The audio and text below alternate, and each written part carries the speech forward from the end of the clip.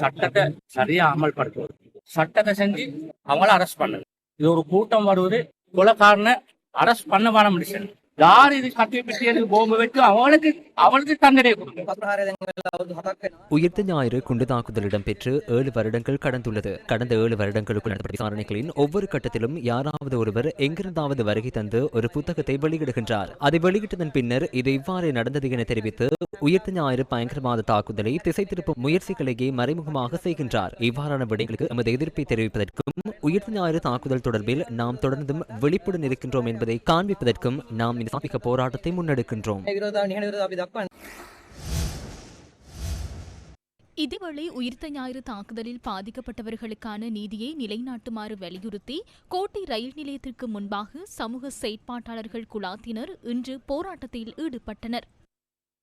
கோட்டாபய ராஜபக்சேவுடைய வெளிநாட்டு பயண தடை கொண்டு வரப்பட்டதன் பின் விமல் வீரவன்ச, கம்பம்பில இவர்கள் பயத்தின் காரணமாக அவசரமாக இவ்வாறான ஒரு விடயத்தை எதிர்ப்பு நடவடிக்கையை முன்னெடுத்திருந்தார். தலைகுனிக்கக்கூடிய ஒரு விடயத்தை மறைப்பதற்காக இந்த நேர்மையான முறையிலே நடத்தி கொண்டு செல்லக்கூடிய விசாரணையை முட்டுக்கட்டையிட்டு அதை நிறுத்த வேண்டும் என்றுதான் இவருடைய முக்கியமான தேவையாக இருக்கிறது. ஆனால் அதை அவர்கள் சாதிக்க முடியாமல் இருந்தது.